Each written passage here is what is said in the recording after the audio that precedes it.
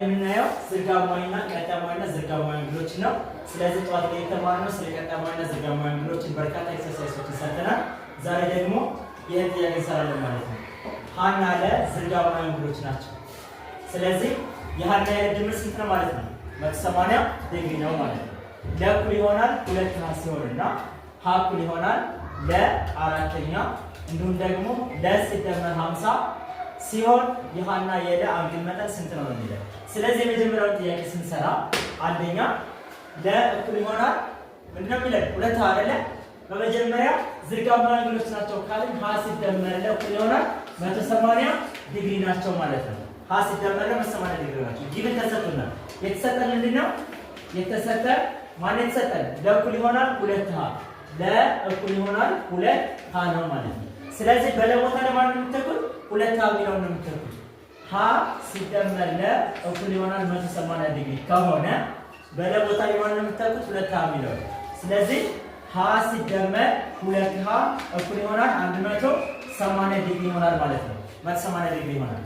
ሀ ሲደመር 2 ሀ 3 ሀ እኩል ይሆናል 180 ዲግሪ 3 ሀ እኩል ይሆናል 180 ዲግሪ። አሁን ምንድን ነው የምናደርገው? ሀ ብቻውን እንዲቀር ሲካፈል ለ3 ሲካፈል ለ3 ነው የምናደርገው። 3 ለ3 ሲካፈል ሀ እኩል ይሆናል 180 ሲካፈል ለ3 180 ሲካፈል ለ3 60 ዲግሪ ማለት ነው። የሀ ዋጋ 60 ዲግሪ ነው ማለት ነው። ለማግኘት ይሳፍ ለ እኩል ይሆናል 2 ሀ ነው ይለናል። ለ እኩል ይሆናል 2 ሀ በሀ ቦታ ላይ ማን ነው የምትተኩት? 60 ዲግሪ ነው። ስለዚህ ለ እኩል ይሆናል 2 ሲባዛ በሀ ማለት ነው። 2 ሲባዛ ሀ ስንት ነው? 60 ዲግሪ። ለ እኩል ይሆናል 120 ዲግሪ ይሆናል ማለት ነው። ስለዚህ የሁለቱ አንግሎች ድምር ስንት ነው? 180 ዲግሪ ነው ብለናል። 60 ዲግሪ ሲደመር 120 ዲግሪ ስንት ነው? 180 ዲግሪ። ስለዚህ ሁለቱ አንግሎች ናቸው ማለት ነው። ዝርጋማዊ አንግሎች ናቸው ማለት ነው። ግልጽ ነው? አዎ። ሶስተኛ ጥያቄ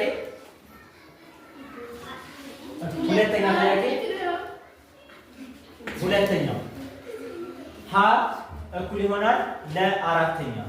አሁንም ሀና ለምንድን ናቸው? ዝርጋማዊ አንግሎች ናቸው። ስለዚህ ሀ ሲደመር ለ እኩል ይሆናል 180 ዲግሪ ናቸው ማለት ነው። ዝርጋማዊ ማለት የሁለት አንግሎች ድምር 180 ዲግሪ የሚሆን ከሆነ ነው። ስለዚህ ምንድነው የምናደርገው? የተሰጠናል። አሁን ምን የተሰጠን? ሀ እኩል ይሆናል ለአራተኛ ተሰጥቶናል። ሀ እኩል ይሆናል ለአራተኛ። ስለዚህ ሀ ሲደመር ለ እኩል ይሆናል 180 ዲግሪ ከሆነ በሀ ቦታ ላይ ማን ነው የምትተኩት ማለት ነው? ለአራተኛ የሚለው ነው። ለአራተኛ ሲደመር ለ እኩል ይሆናል 180 ዲግሪ 180 ዲግሪ ይሆናል ማለት ነው። ስለዚህ ለአራተኛ ሲደመር ለ እኩል ይሆናል 180 ዲግሪ ማለት የለ ቆጣሪ ስንት ነው? 1 ነው። የአራትና የአንድ ትንሹ የጋራ ብዜት ወይም ደግሞ የጋራ ቆጣራቸው ማን ነው? 4 ነው። ስለዚህ ቆጣራቸው 4 ነው ማለት ነው። 4 ሲካፈል ለ4 1 ሲባዛ በለ ለ ሲደመር 4 ሲካፈል ለ1 4 ሲባዛ በለ 4 ለ ማለት ነው። 4 ለ እኩል ይሆናል 180 ዲግሪ። ለ ሲደመር 4 ለ 5 ለ 5 ለ ሲደመር 4 ለ 5 ለ ስንተኛ? አራተኛ እኩል ይሆናል 180 ዲግሪ 180 ዲግሪ ይሆናል ማለት ነው። ስለዚህ ለብቻው እንዲቀር ምንድነው የምናደርገው? በተገላቢጦሹ ማባዛት ሲባዛ በ4 አምስተኛ ሲባዛ በ4 አምስተኛ። ስለዚህ 4 በ4 ይጣፋል፣ 5 በ5 ይጣፋል። ማን ቀረ? ለ እኩል ይሆናል 180 አንደኛ ሲባዛ በ4 አምስተኛ ሲባዛ በ4 አምስተኛ። እሺ ወደዚህ አሁን እዚህ ላይ የምናደርገው ምንድነው? 180 ሲካፈል ለስንት? ለ5 ማቃለል እንችላለን። 180 5 በ5 አለ 180 ሲካፈል 5 180 ለ5 ይካፈላል ይካፈላል። ምክንያቱም የአንድ ቤት ምን ስለሆነ ዜሮ ስለሆነ ስለዚህ 180 ሲካፈል ለ5 6 ማለት ነው። ለ እኩል ይሆናል 36 ዲግሪ ሲባዛ በ4 ይሆናል ማለት ነው። 36 ዲግሪ ሲባዛ በ4 ለ እኩል ይሆናል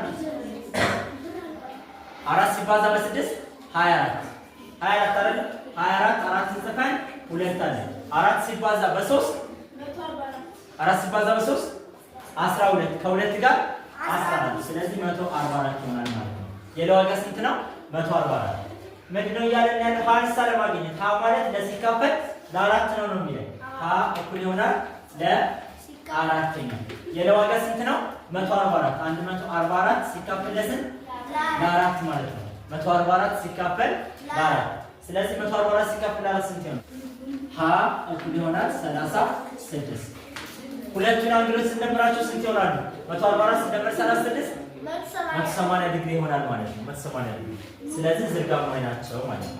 ግልጽ ነው? አዎ። አልገባኝም።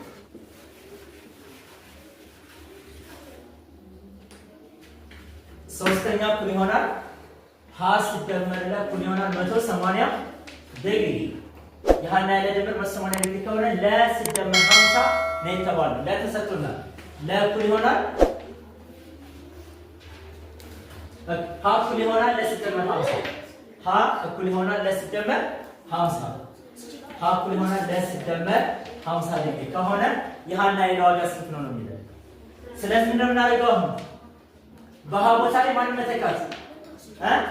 ለ ሲደመር 50 የሚለው ሀ ሲደመር ለ ምን ይሆናል? 180 ዲግሪ ከሆነ በሀ ቦታ ላይ ማን መተካው? ለ ሲደመር 50 ለ ሲደመር 50 ለ ሲደመር 50 ሲደመር ለ እኩል ይሆናል 180 ዲግሪ።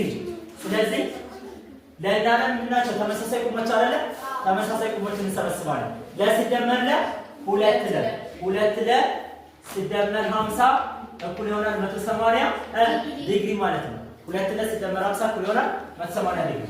ስለዚህ 50 ከእኩል ይሆናል ወደዛ ሲል ምን ይሆናል? መቀነስ ይሆናል። ወይም ደግሞ በሁለቱም ሳይድ ሲቀነስ 50 ሲቀነስ 50 ማለት ማን እንዲቀር? ሁለት ለ እንዲቀር። ሁለት ለ እኩል ይሆናል 180 ዲግሪ ሲቀነስ 50 ይሆናል ማለት ነው። 180 ዲግሪ ሲቀነስ 50 ሁለት ለ እኩል ይሆናል 180 ሲቀነስ 50 ስንት ነው? 130 አይደለም? 130 ዲግሪ 130 ሲካፈል ለሁለት ሲካፈል ለሁለት ሁለት በሁለት ይጣፋል ማለት ነው። ስለዚህ ለ እኩል ይሆናል 130 ሲካፈል ለሁለት ስንት ነው? 65 ዲግሪ ማለት ነው። 65 ዲግሪ። የሀ ዋጋ ስንት ነው? ሀ ማለት እያለን ነው። ሀ እኩል ይሆናል ለ ሲደመር 50 ዲግሪ ነው። ስለዚህ ሀ እኩል ይሆናል ለ ሲደመር 50 ዲግሪ በሚለው እንሰራው። ሀ እኩል ይሆናል ለስንት ነው? 65 ዲግሪ 65 ዲግሪ ሲደመር 50 ዲግሪ 65 ሲደመር 50 ስንት ይሆናል? 115 ዲግሪ። ስለዚህ ሀ እኩል ይሆናል 115 ዲግሪ 115 ዲግሪ ሲደመር 65 ዲግሪ ስንት ነው? 180 ዲግሪ አይደለ? ስለዚህ የሁለት አንግሎች ድምር 180 የሚሆን ከሆነ አንዱ የሌላኛው ምንድነው? ዝርጋማዊ ነው። አንዱ የሌላው ዝርጋማዊ ነው። የሁለት አንግሎች ድምር 90 ዲግሪ የሚሆን ከሆነ አንዱ የሌላው ቀጣማይ ናቸው ማለት ነው። ጻፉ።